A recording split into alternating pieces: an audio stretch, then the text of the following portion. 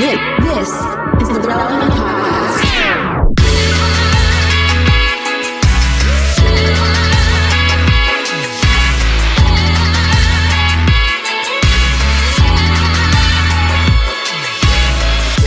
It's episode 981, and it's the Relevant Podcast here in Orlando. I'm your host, Cameron Strang, and joining me still from the back porch in South Orlando, Lake Nona, Jesse Carey. Hello, hello. From another part of Orlando for the last time before she flies back to California, Gabrielle Griffin. Hey, guys. And from Paris, France, none other than Tyler Huckabee. Bonjour. Hey, we got to soak this in. This is the last time this crew will be assembled for a while because Derek will be back from travels next week. Mm-hmm. Jamie, I think, will be back next week. I will be gone next week. I will be in Kenya, so I won't be able to record next week. Right. So it's going to be, the summer revolving chairs continues. It'll be fun. We're going global. Relevant Magazine's going worldwide, and it's about time. We give variety. Oh, yeah. Yeah, we're going to be on 3 different continents. I'm finalizing the travel and stuff for this trip, Kenya. It's, I mentioned it a couple episodes ago. We're going to see this food crisis up front. The war in Ukraine has disrupted the wheat supply that gets, utilized in a lot of the global feeding programs. And, the war in Ukraine is having an impact directly in Africa and some other places.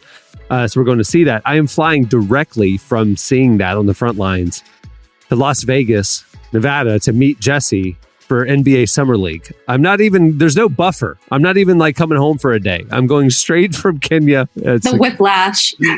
The emotional, moral, societal whiplash. One international going flight. from what I'll be experiencing to then hanging out with Jesse, breaking into podcast recordings and hanging out with NBA players in Vegas. You're going to be mid-conversation with Jesse, just staring off, thinking about everything you just experienced. But his shell-shocked. By Cameron's degenerate friend is talking about, what are we going to do to gamble money away next? While Cameron's just looking over the horizon, thinking about, it's gonna be quite the palate cleanser for you. But I do think. Do you think that'll be do you think that you'll have a little ethical, push and pull when you get back there? Will you feel a little a little bit of guilt or something? It's not anything that Jesse and I mean, we go for basketball and we just have fun. I know you got. That's not what I'm not accusing anybody of anything untoward. Yeah. Other than maybe Macau or, Monaco. I mean, there is no other city in the world other than Las Vegas that represents opulence and wastefulness and consumption. Yeah, it's going to be interesting going from one extreme to the other. You're going to walk away with a lot of perspective. Yeah.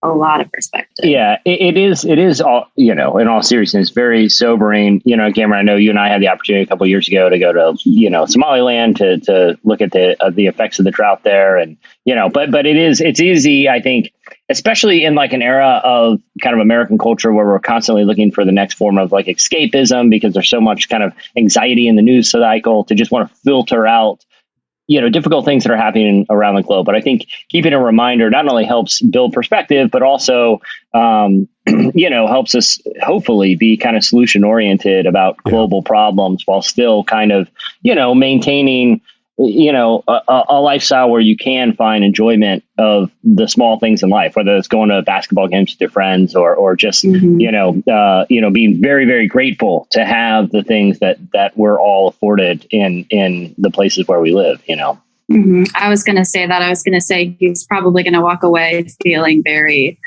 shell-shocked, like you said, Cameron, and then it's going to provide you the perspective to be able to be so more grateful for the things that God has provided for you now in your life and the action that you can take moving forward with the knowledge that you've gained going there. That's the key. Is I over the years I've seen countless crises up front, and I like going to the front lines to learn, see for myself, and then come back and tell a story, and then hopefully engaging our audience to let's go get involved and make a difference as best we can, whether using our voice, our resources, or our time.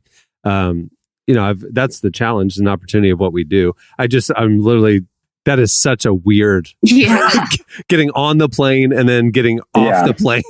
Those are such, I've experienced this before. I've been to Summer League before. I've done all this. I've just never done it directly back to back. And that's why I'm actually it's a week out and I'm already thinking about it.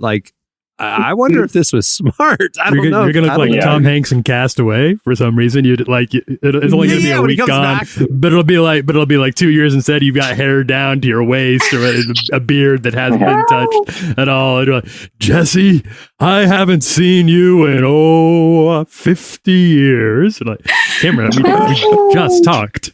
I texted you on the plane to make sure you could at the airplane at the airport. But also too, like even kind of, I appreciate the what World Vision does, because not only do they find ways to expose these, kind of crises that are often adjacent to other crises that like in Somaliland, like a lot of people are aware of global warming, but some of these, more remote regions that are experiencing the effects before everyone else and experiencing the really profound ways. Like not only are they exposing it, or this one that's kind of a crisis that comes sort of secondhand to the war in Ukraine because of the fertilizer shortage that has created a famine. Not only do they find ways to expose those crises, they also find ways to expose the solutions, which for them often works with, often involves working with people on the ground in those cultures to find solutions that are going to build back communities, but also utilize, kind of local efforts and local workers and local ministries and local organizations and local community leaders to equip and resource those communities to hopefully alleviate some of the suffering that's happening in these kind of, more obscure crises, Yeah, I mentioned it last week, but it's a learning trip. It's not a come in here with solutions and whatever, but it's like, let's talk, let's learn, let's meet with local leadership and then figure out what we can do to partner with them and help the solution. Because, like this was a unexpected major consequence of the war in Ukraine. The World Food Program is the primary distributor of that food on the front lines is World Vision. And so then the primary provider of wheat and grain to the World Food Program is coming from Ukraine, the breadbasket of Europe. And so it's like you disrupt that and it affects continents. You just don't think about that, when you hear about Putin's political agenda, blah, blah, blah. There's millions of people whose lives are hanging in the balance that are, a continent away. It's crazy. So I'm excited to go see that. I'm also excited to see our number one pick, Paolo Banchero, tear it up at Summer League. See, how weird is that? Like, I mean, literally, it's just like, I can't be totally excited about seeing our number one pick because this heaviness and then, but anyway, it's all good. Well, we have a great show in store for you today. Coming up later, we talked to Dr. Caroline Leaf. We've had her here on the show. I think it's been about a year, but we have a feature in the new issue of Relevant on the connection between mental health, which we talk a lot about, and brain health, brain science. She's a leading neuroscientist and a Christian, and we talked to her about the connection between our actual brains and our mental health and our overall well-being. So don't miss that conversation. It's coming up later. We're big fans of her. She's brilliant. But stay tuned. Up next, it's Slices. They didn't know his many strategies. They taught themselves to be a cow. They didn't know his many strategies.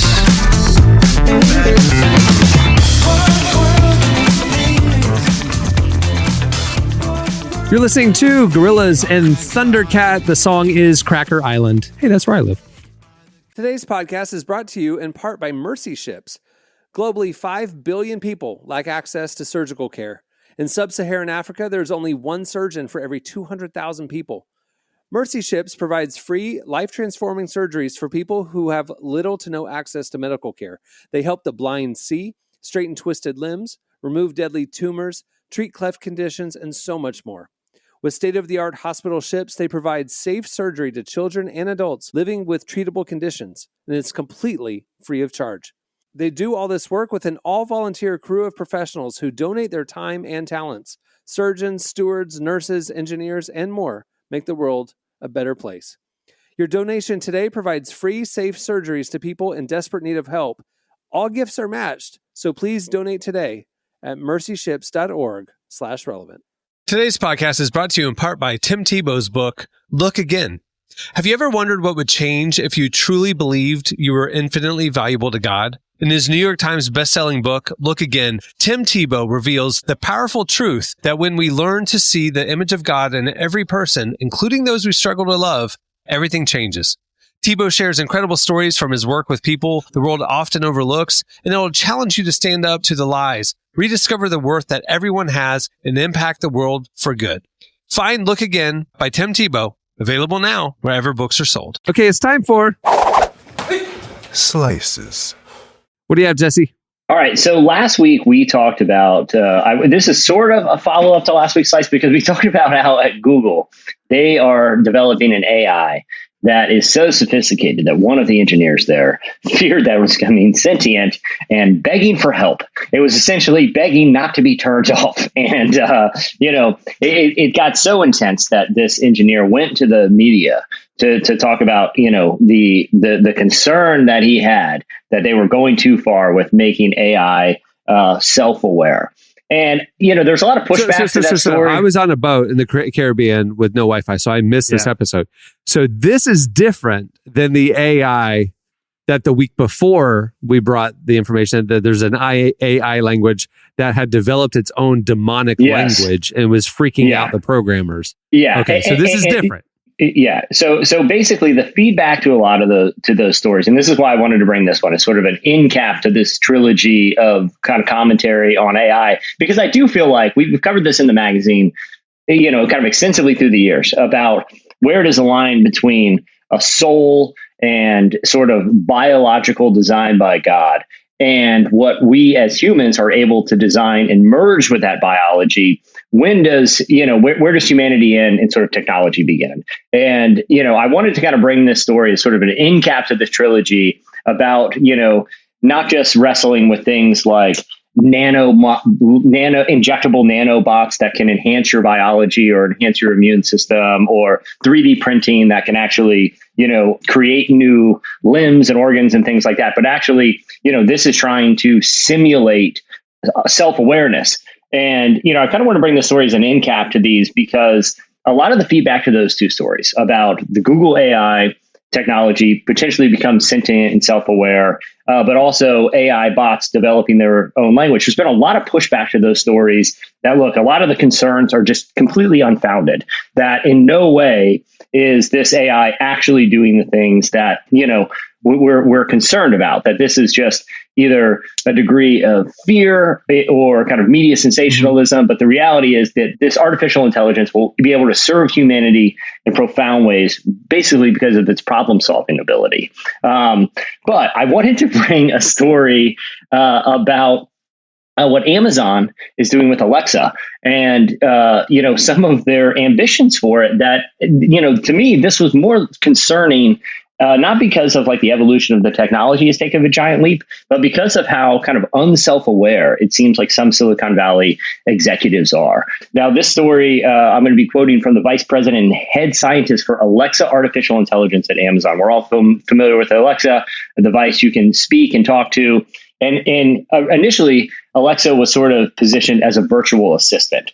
Kind of a fun, playful way that you can turn lights on at your house or adjust the temperature or queue up a song or, order a pizza or something. It was around that same time that Spike Jonze's Her came out, which starred Joaquin Phoenix as a guy who kind of falls in love with a Siri or Alexa-like device. Oh, yeah. But again, it was sort of like lampooning the idea because it seemed kind of so absurd that it could evolve to that point when really these are just helpful little things that we put in our homes to make, kind of simple tasks more kind of fun and add some humanity. But what the vice president of the AI for Amazon, he recently debuted a commercial at a tech trade show that showed a little kid talking to Alexa. And Alexa, he switched it over to the voice of his deceased grandmother. And the kid was, acting basically like he was having a conversation with his grandmother who's no longer alive. And, the funny thing is, this at Amazon, they didn't think this was really creepy at all. This is an actual quote from the story. As you saw in this experience, instead of Alexa's voice reading the book, it's the kid's grandma's voice. While AI can't eliminate that pain of loss, it can definitely make memories last.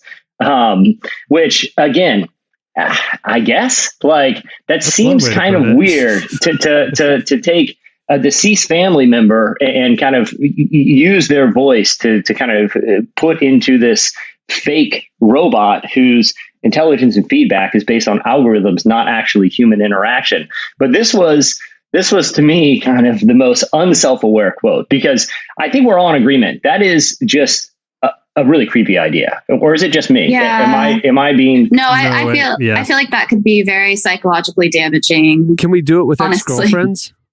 Okay. Too far. Funny you should say so. No, Because that might be better than dating. Think about it. You don't have to go through the hassle of being in an actual relationship. You can just like talk to the good version of the ex. That's great. I like it. Can you get your father to my say goodness. like hypothetically that he's proud of me or something like that?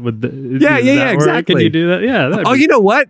I'm going to program it to be the voice of my ex. She can apologize for everything she never would have apologized for, and it'll just soothe my soul. This will be healing. This is way great. I love this is it. way less creepy. Yeah, this The is dad who abandoned us as a kid can come back and say, "I love you. I'm proud of you." This is great. Okay. All right. Wait, Tyler, what Tyler said, what you were saying about, can my dad just like, can I program it to have my dad say I'm proud of you or something like that? That is my concern with it, is that like, what are the implications of deep fake software for it to, how is our legal system going to catch up with if people use that? When people let us But do you see what down, I'm we can saying? just Like- program the robot version of the person to not let us down. It's great. We can just live. Great. But in a what if little somebody technological uses it bubble. and programs it to use it for bad and like deep fake somebody's voice saying something? And even as this conversation shows, it can get emotionally unhealthy. The implications here Very quickly.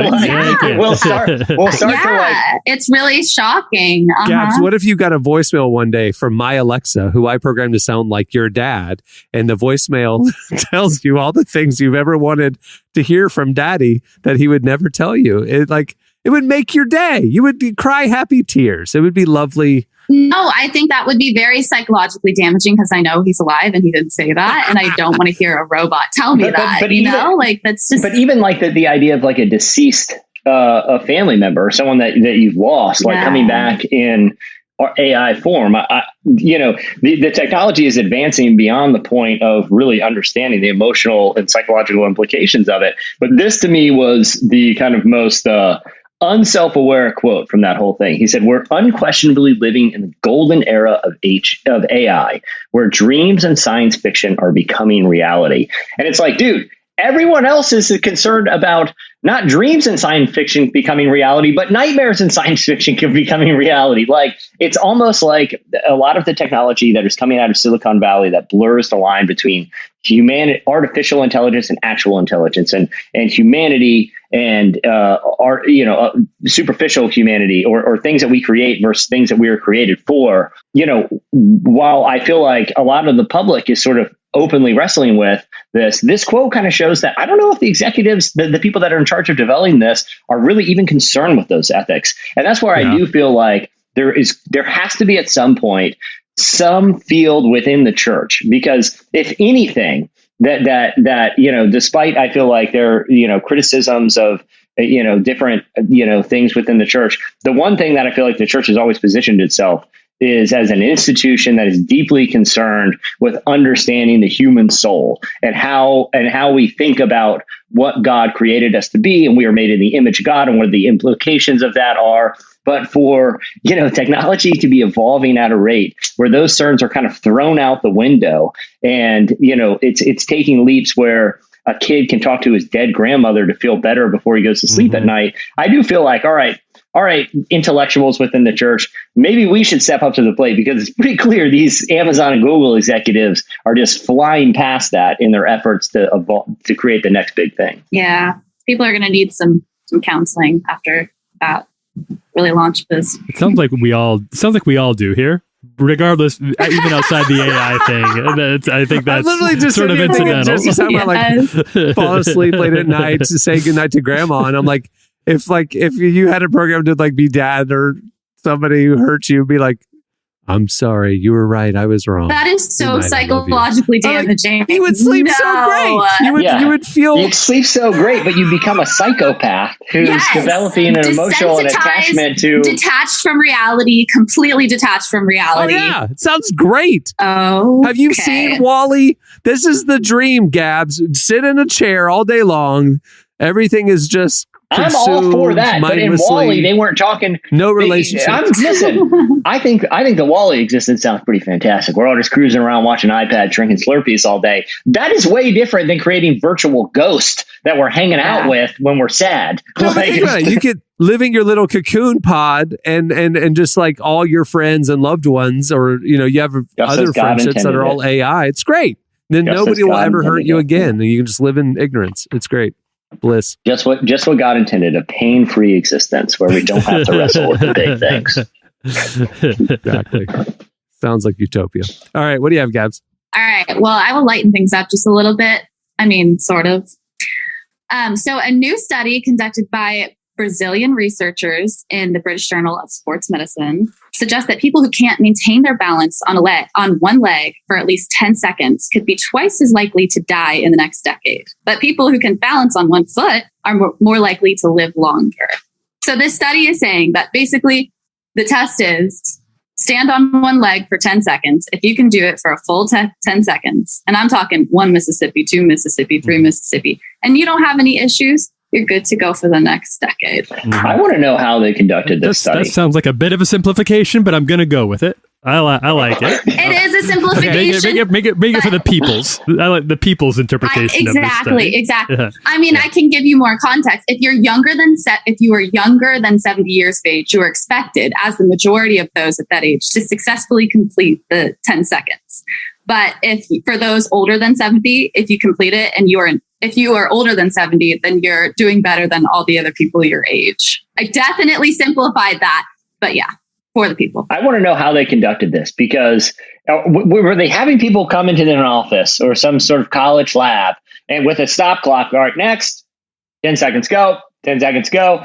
And we're going to follow up with you in 50 years to find out who's dead and how you died. Like, who dedicated their academic life to finding this out? And was this their big reveal? Like, all right, finally, a generation has passed and we know the death rates from those people standing on one leg. Let's reveal it to the world. And it's like, oh, this is kind of funny. Who's studying this? The thing I said to Tyler when we posted this is like, this feels to me like those studies that say, if you can do 10 push-ups or more, you're 10 times less likely to have a heart attack than somebody who can't do 3 push-ups, right? And I was like, well, so people are like, oh, push-ups, heart health. No, it's just an indicator of overall fitness. And so like if you have the balance to stand on your foot for 10 seconds, it says that you're probably somebody who walks. You probably aren't in the movie WALL-E, that kind of, And so it's like just an overall indicator of basic health. And I was like, so what's the big deal? Because we could say that about a lot of things. Tyler said it was deeper than that. I mean, the science went a little deeper about the study, balance or something. Yeah, I think it's at least a little. They found a stronger correlation between longevity and balance than they did between muscle strength, aerobic fitness, and there was one more thing. I think flexibility. So I think it's probably like a yes and thing. Like what you're saying is true. Yeah. Yes, the healthier you are, the longer you're going to live. Duh. But balance may be a stronger indicator of overall health than we previously understood prior to this study. Does that make sense? That might be that's probably still an oversimplification of it. The healthiest family I've ever met, the Flying Wallendas. They are phenomenal tightrope walkers. Yeah, for sure. Yeah. They live to be 117 years old on average. It's unbelievable. So that's why I long ago, I stopped doing regular workouts. There's no CrossFit in my house. There's no running. We're a hopscotch family. And we are going to live forever. We walk on tippy toes. Yeah. I'm going to start the world's first hopscotch gym. Come here and extend your life. That's the pitch. 5 minutes of hopscotch a day, you'll be just fine. Yeah. You just gotta start doing it because you see hopscotch. You're walking down the street, you see like chalked outlines. Some kids must have been playing hopscotch here yesterday or something like that. Just start doing it. You never know. Never miss an opportunity. Never let one of those slide you by. It just might be what saves your life. I'm going to take it. I'm going to take people up on it. Even if you got like your suitcase, your briefcase, you're going into the office, you got the full suit on, or you got the heels, the pumps, and your like business skirt. Don't let that stop you. In fact, I would say that's probably even a better sign of how well you can balance if you can do it while in business wear. That's the thing. It's impossible to see someone hopscotching and be like, that's, your mood's not, it's like, there's two things that will automatically change your mood. One is eating an ice cream cone. You could be having a really bad day. While you're eating that ice cream cone, everything's just all right. If everything feels fine. Unless you're allergic just to for, dairy. Yeah. And then you're in for a very bad day. That's true, Gabs. Thanks for bringing it down. But if you see someone hopscotching, they could be having their worst day of their life, but it's impossible to hop on one foot across numbers at a children's design and not look happy for just a minute. I think they should put those in counseling Jesse. office. Yeah. You're forgetting the third thing that will immediately change your mood, and that's if your grandma says hi to you over your Alexa speaker, saying that she loves you and she wants you to have a good day. I'm sorry. Immediately smile on your face. I'm Thanks, sorry. Grandma. That would be pure terror for me. If all of a sudden my Alexa device starts talking to me and my grandmother is alive, and I would still be terrified if it's running coming out of the Alexa speaker. Peanut butter sandwich. Hi, grandson. You're about to leave. It's like, did you get your lunch box? What? Did you pay the electric bill this month? Oh, yeah. All of a sudden it's Grandma. Gosh, Grandma. Thanks for the reminder. Grandma, you're really on it. I'm actually thinking about how this could be used as like a therapeutic tool to like work through an issue you had with somebody before you really. That's what I was trying to say. Like it could heal all these unresolved. Absolutely I'm just saying, not. look, I'm trying to find the good. I'm trying. Ridiculous. There's no good. I'm kidding. There is no good. This is a threat to our very human. Yes, I agree. All right, what do you have, Tyler? All right. Well, I've got a good story. We do. I think we've addressed this before. Sometimes we kind of rag on the church a little bit. We have some like kind of unfortunate stories about the church. Well, I came across a story that I thought was very positive this week, and I wanted to share it.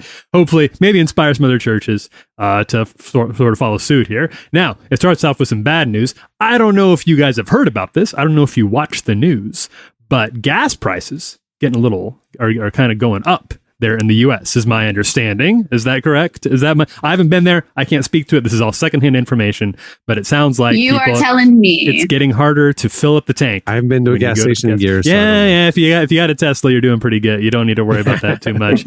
But some people who may have pickup trucks on this podcast, big gas guzzlers, might be finding it kind of tough to keep it on full. Is that correct?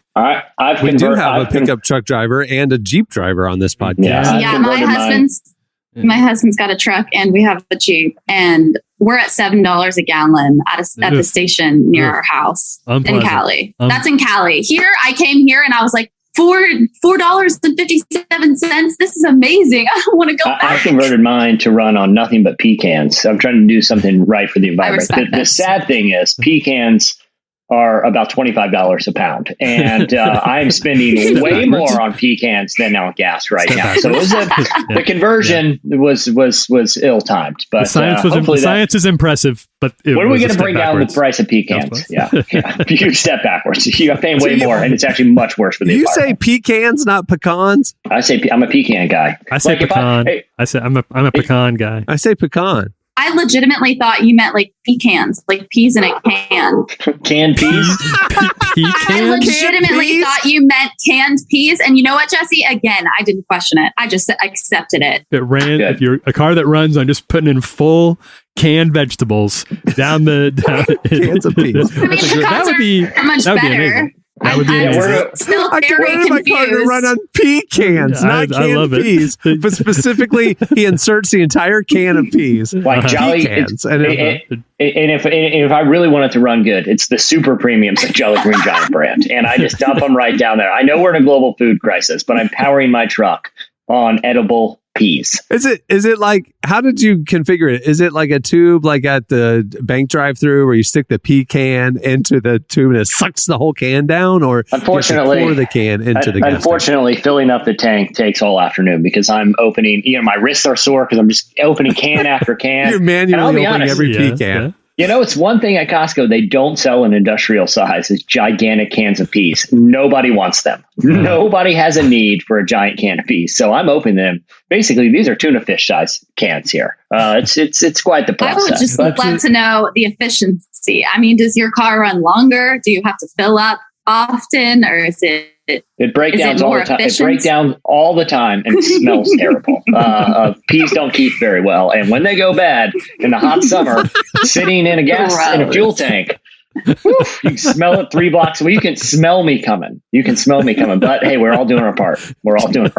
Just green smoke billowing out the back of the truck as it goes down. Just coughing out the back. Green smoke. Yeah, I mean, traffic isn't a problem anymore because people clear the way like miles in advance. Like, what is that can smell smell? you coming. Like old rotten peas. Yep. Just filled up last week. Do and, old rotten you know, peas have a smell? I don't even know. Rotten vegetable Oh. stew Hey, leaking Cameron. behind you on the street. You can follow you. Cameron, they have a smell. I can answer I that will say question for this. you with definity. Oh yeah, very Like, distinctive. last year, there was this stench in my kitchen. I couldn't figure out what it was. I thought something died in the roof or something. It was like a terrible stench. Come to find out, I had a potato. Like I had bought a bag of potatoes I forgot about. And they were sitting on the shelf and they were rotten. Ew. Have you ever smelled rotten potatoes? Ew. Yes. It smells like Yes, death. So I'm assuming your car Yeah. smells similar to that. Yeah. yeah, All but add peas to the mix. Ew. What do you- Add everyone's Anyway. favorite. Add a food that doesn't gross anyone out. Melted pea stew, and then and then make sure it's rancid. All right, Tyler, All right. go. Anyway, so gas prices are going up, and as we know, and I was very encouraged to see multiple reports over the last couple of weeks of different churches who have found innovative ways to make sure that people in the community are keeping their gas high. One particularly good story. This comes out of Louisville. A guy by the name of Pastor Garland Smith at Lone Wall Worship Center was able to he provided $25 gas cards for the first 200 takers of the church's parking lot. $25, with gas prices being what they are right now, that's not a whole lot. In fact, they had so many takers that they quickly ran out of the gas cards. But wouldn't you know it, the rest of the church was already there, and they were able to contribute together. They were able to pitch in their funds, make sure that every single person who showed up was able to leave with a full tank of gas, but even after the gas cards ran out. So that was really cool. Similar stories in Danville, Illinois, where they gave out 110 free gas cards that filled the people's tanks. There was a church in Decatur. They handed out 400 gas cards. Salem Baptist Church in Omaha handed out a bunch. The pastor there, the music minister, said, our commitment is to this community and to make sure that they know that we are there for them, that we love them, and that we support them. So that, I think that was a really cool, encouraging story. It's a need that everybody's feeling. And gas is people, for a lot of people, gas is their livelihoods. Gas is groceries. Yeah. Gas is how you get to work. Like you need gas to live in the US. So if you're able to find a way, if your car doesn't run on pecans and you're looking to provide for your community and you got a church, rallying together to get some gas cards for people in the community would be a great way to use. Your I'm glad this ministry is going well, because in my area, my personal ministry to my community, where I'm giving out free P cards, is not going well. I think it's a marketing problem. I think if people knew what I was actually offering, it might make a difference, but right now I'll just say there's no takers, and I think the smell's got something to do with it. No one's coming by my house anymore. Yeah, the driveway is a big stink bomb. Oh, but Tyler, that gave me goosebumps. What a blessing! Like Yeah, those cool churches are changing lives. That's awesome. Cool story. Go churches. It was very cool. All right, well, that'll do it for Slices. Stay tuned. Up next, Dr. Caroline Leaf joins us. Never thought I'd be tripping over the lost time. I said it was fine, yeah. Laying down 6 feet under it, sublime. Should have saw the signs that were in my fight. I don't know. I can forget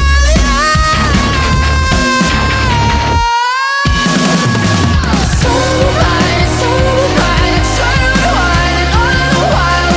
Inside it's your fault. Maybe it's my fault. It's alright, try to rewind it all in a while. You're listening to Willow. The song is Maybe It's My Fault. Probably is.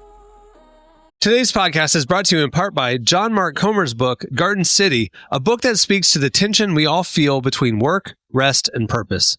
The New York Times bestselling author John Mark Comer takes us to the scriptures to identify what it really means to be human and flips the script on the idea that who you are matters, not what you do.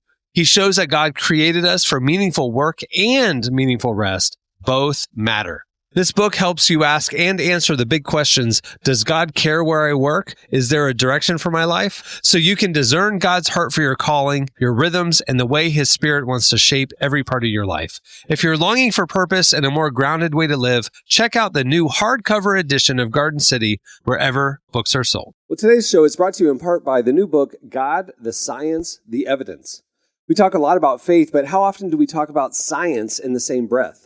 You might be surprised to discover just how deeply the two actually agree. For centuries, science has been used to dismiss the idea of God, but today an intellectual revolution is underway. Modern discoveries in physics, cosmology, and biology are consistently revealing the same truth: creation isn't an accident. That profound reversal is what engineers Michel-Yves Bolloré and Olivier Bonassi investigate in their international bestseller, God, the Science, the Evidence. This book is a rigorous, evidence-based critique of materialism, inviting you to explore over a dozen scientific, philosophical, and historical domains. It shows that what was once seemed impossible, that science could point to a creator, is now supported by a vast and convergent body of evidence.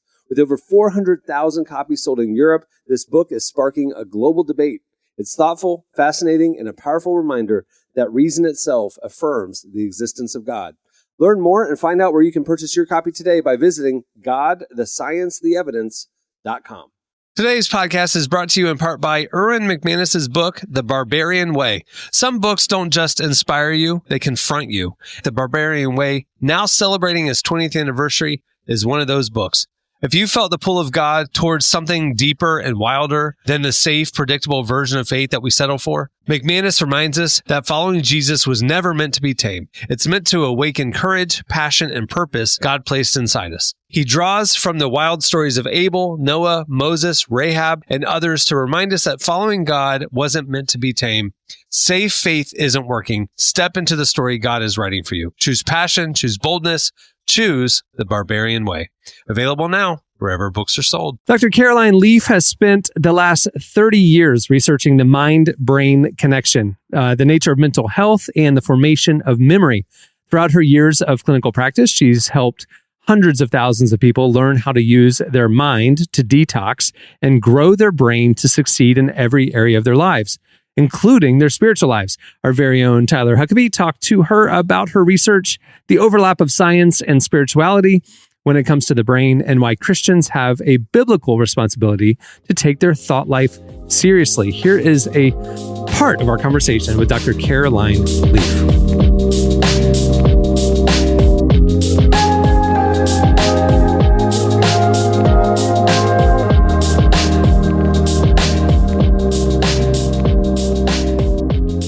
Can you tell me what actually was the actual inspiration for you to start working on this book? It's been an inspiration for almost 4 decades now, because I've been in the field for 40 years now, almost 38 years. I've been researching mind and brain connection in terms of helping people from traumatic brain injuries to Alzheimer's to learning disabilities to suffering from trauma and war trauma, sexual trauma, you name it, just basically helping people to manage their mind. And it's translated from the big stuff like that into just the daily stuff of if you're human and you're alive, you're experiencing life through your mind and you can't get away from that. So can we manage that process? And that's been a big overarching question that I have been searching and researching to find the answer to. So I've really been looking at what is mind, what is brain, how does mind and brain relate, what's the mind-brain-body relationship, what is the thought, what are memories, and how can we put this all together, and do we have a level of control over that, and what is that and how? And that's where, this book is basically my 19th book, and it's my most updated research. As scientists, you always have to keep doing research and making sure that you're up to date. So I just did clinical trials, and the most recent updated version and my more insightful version is in this book. And the most updated, developed system of how we manage our minds, called the neurocycle, is in this book as well. So it's very practical. There's science, but the science is science is so important because it provides the foundation and the knowledge that we need in order to develop a skill. And if you present science correctly, and if you show people the link between science and them, you're going to shift attitudes. And when you give people knowledge and you shift attitudes and you give them skills, then you'll see behavior change. And so the book's been written, to help people to really, get their minds under control. One of the overarching questions people always ask me is, my mind feels out of control. How do I get back in control? And that's pretty much what I teach people to do.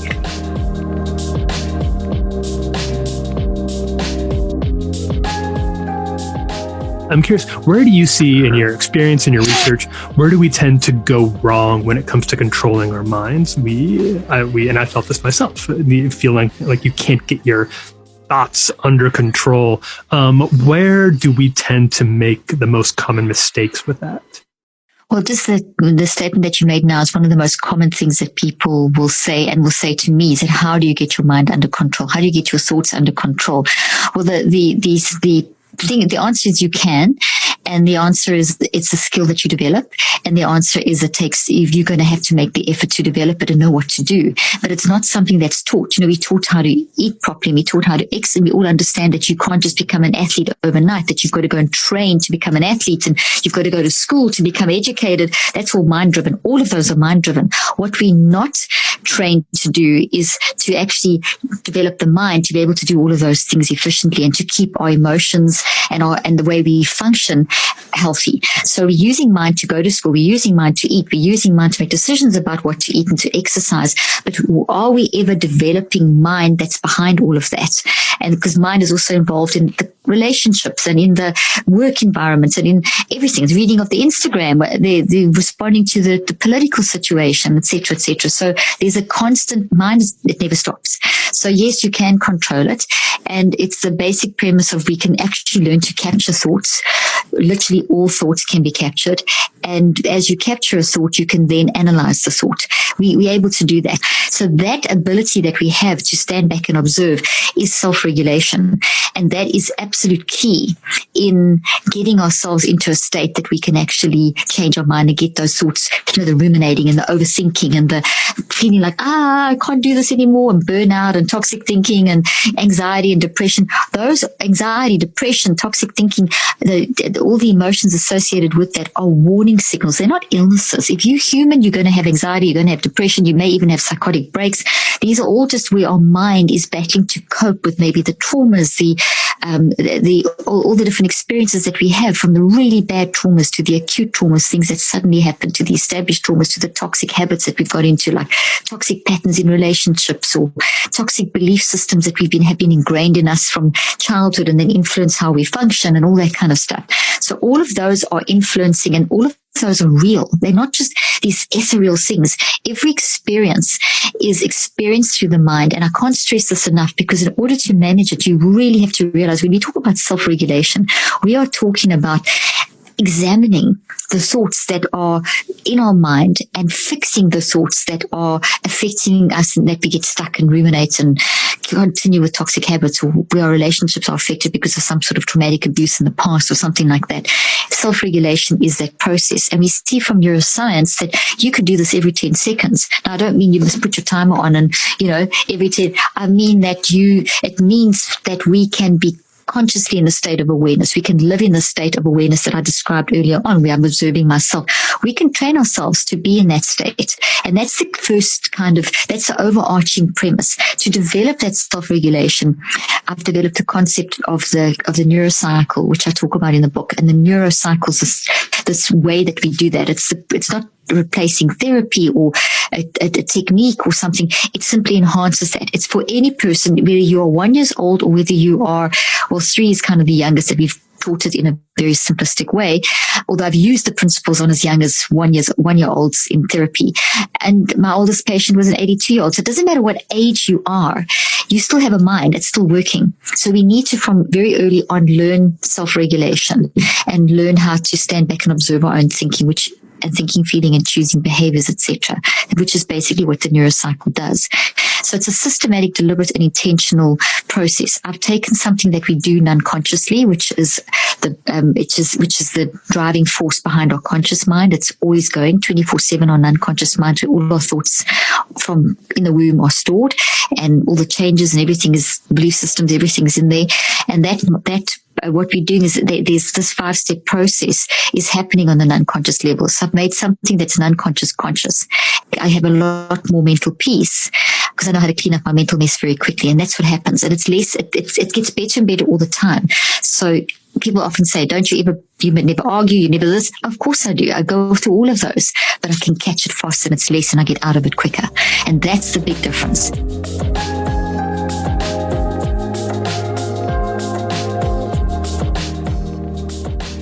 I think that a lot of people are going to hear what you're saying. They're going to resonate with it because they want that. They know they want that sort of control and that happiness. Yeah. They're going to hear the 63 days and the 5 steps, and it's going to sound like an overwhelming amount of time.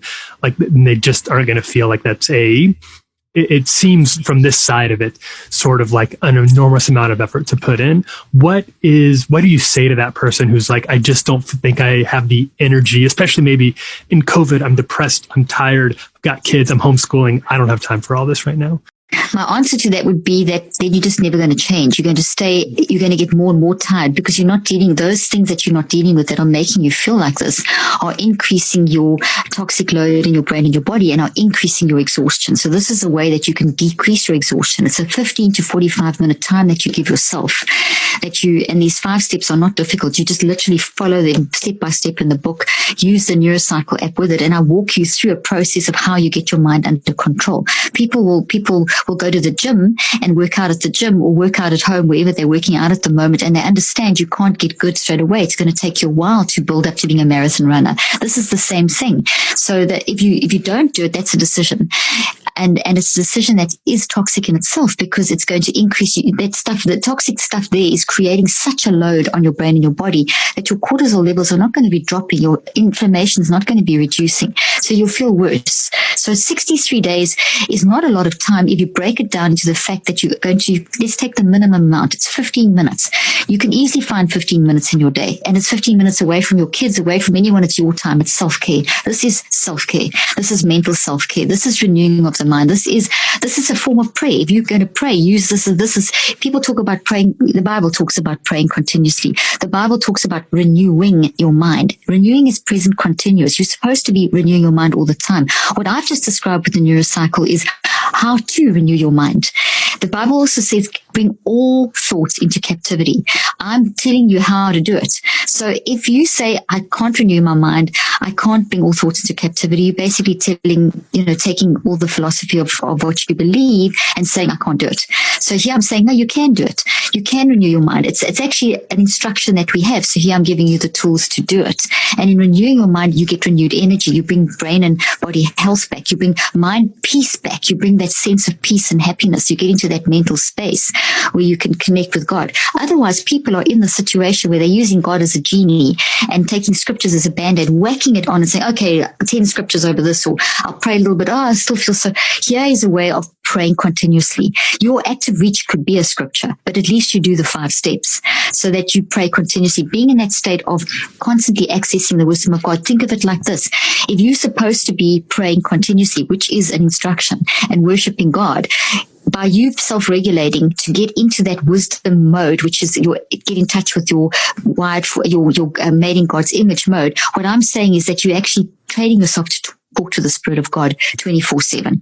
That's essentially what this is teaching, which is what the Bible tells us to do. So here I'm giving you, there's my answer. Here's how you want to know how to do it. Here's the science. Science is from God. Science and spirituality are the same thing. Science comes from the word sphero, which means knowledge. God is the source of all knowledge. So science is how we understand how to do and function.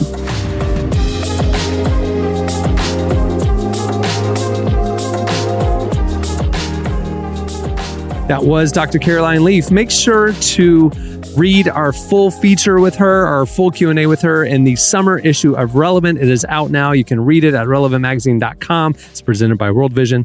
And make sure to check out her latest book, Cleaning Up Your Mental Mess. It is available now. All right, stay tuned. Up next, you'll see what's coming. Can you imagine wanting freedom but afraid of a repentance with no repair? I am crossing the borders, my freedom's too important. I am walking on water, I am looking for the Jordans. Some go up north, some are heading to Africa. Some stay in the south, political ambassadors. Some chase the gold rush, some go up to Canada. No matter where we go, know the haters coming after us. How you built the house, still feel like an orphan. How you live in ugly times and stay gorgeous. We deserve some gold, I'm feeling no guilt.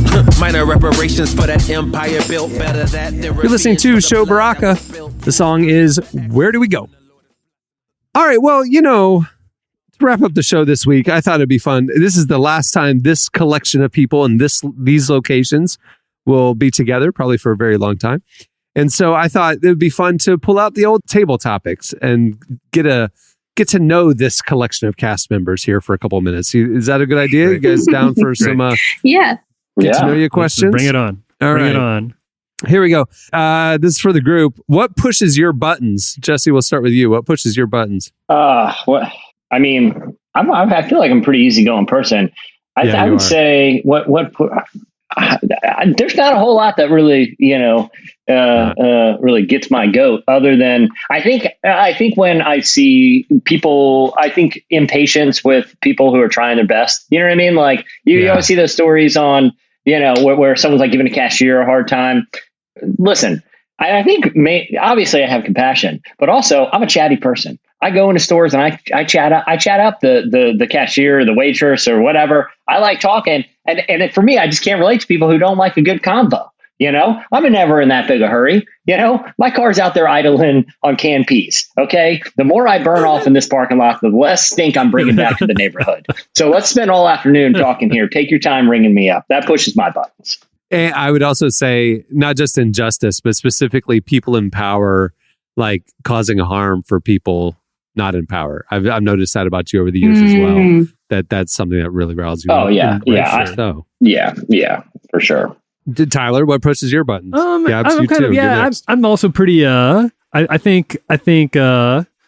One that this is mostly something that happens online, which this might surprise you guys. It's sometimes it's kind of easy to get angry online in situations where you wouldn't necessarily get angry in real life.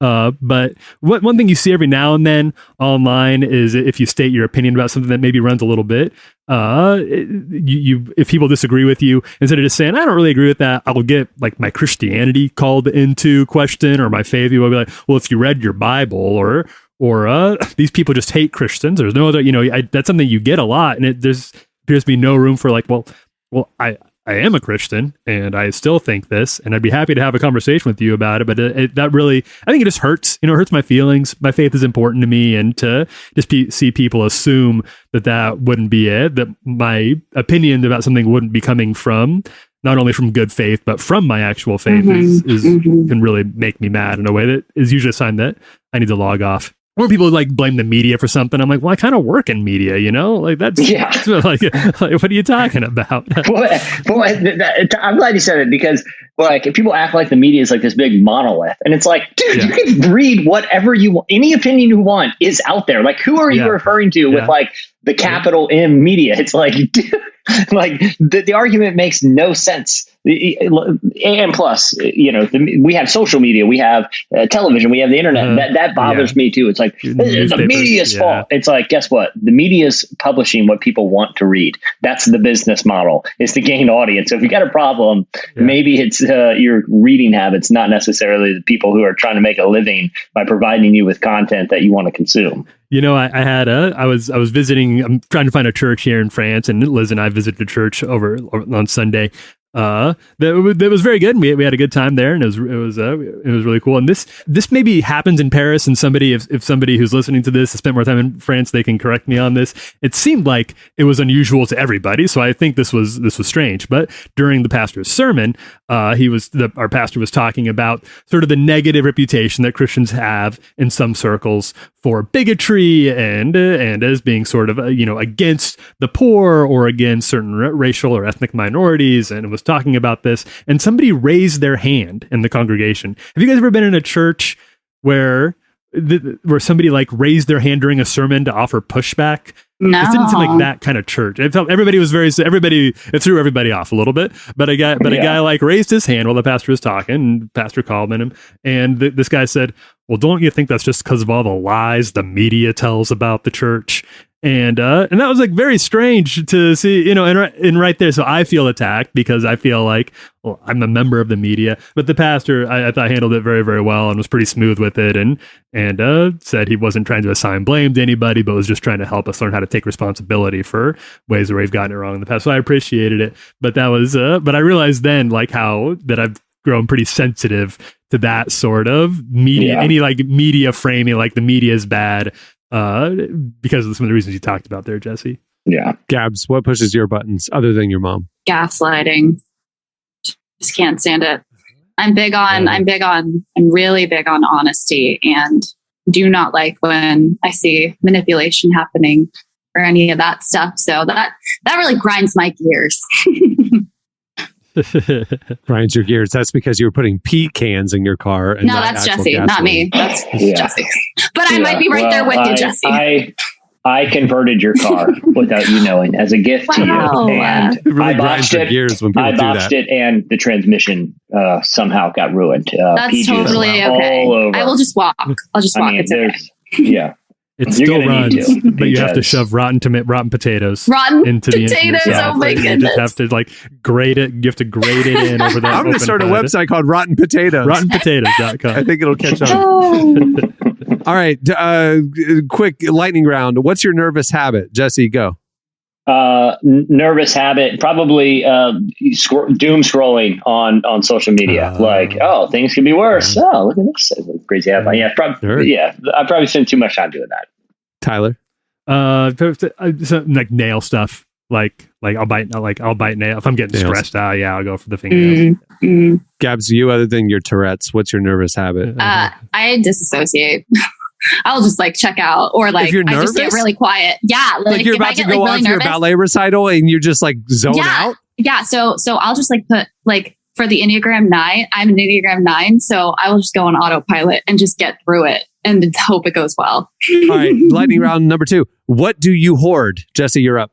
Definitely old t-shirts, but not like cool retro t-shirts, but ones that I get at like I have like ones from like intramural sports in college, or I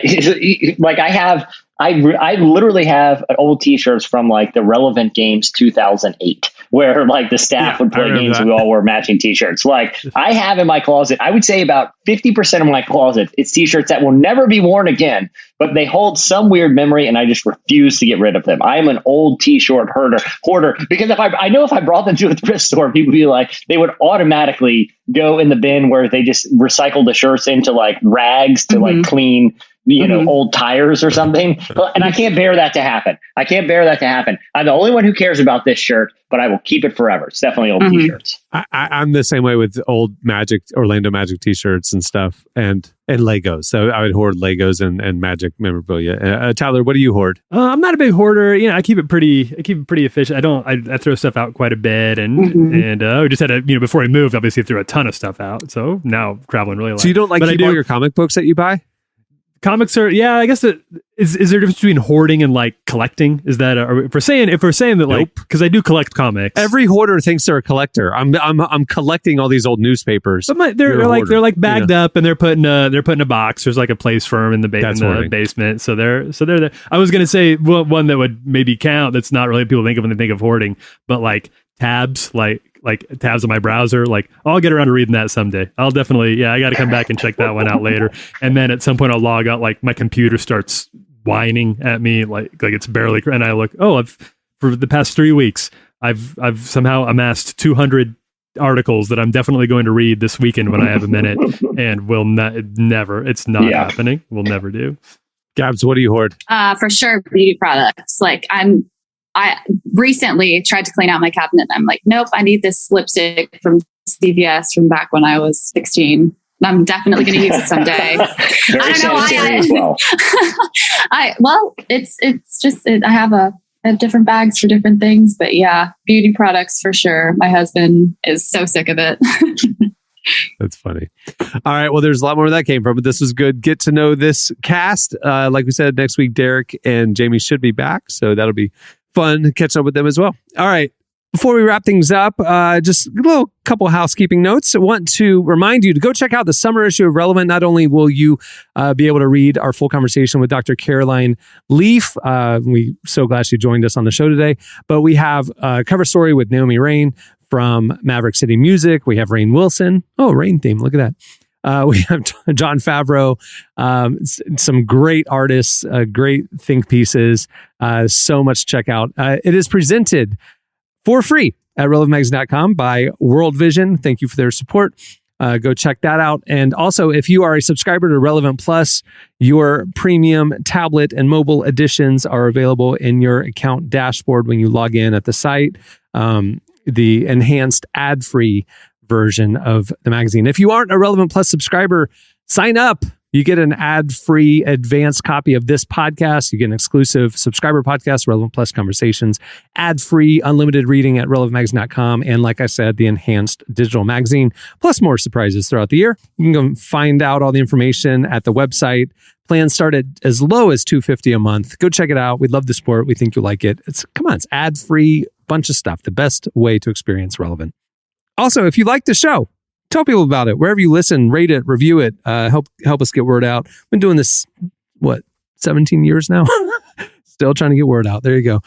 Go check it out if you like the show. We love the feedback. We love hearing from you and seeing that. Also, make sure to follow Relevant on all the socials, Twitter, Facebook, all day, every day. We're posting our content. Instagram, we're ramping it back up. TikTok, we're going to be ramping back up too. We got busy. Leave us alone. It's been a busy summer. All right. On that note, we'll wrap things up. I'm Cameron Strang. I'm Jesse Carey. I'm Tyler Huckabee. I'm Gabrielle Griffin. We will see you next time. Have a great week, everyone.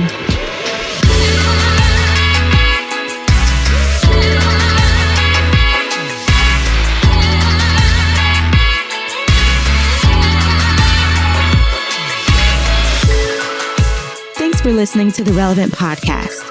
Check out our features, interviews, and news updates every day at relevantmagazine.com. And make sure to follow Relevant on Facebook, Twitter, and Instagram for the latest. For more great podcasts, browse the shows on the Relevant Podcast Network, which you can find at our site. And while you're there, don't miss the all-new era of Relevant Magazine. A new issue releases every other month at relevantmagazine.com.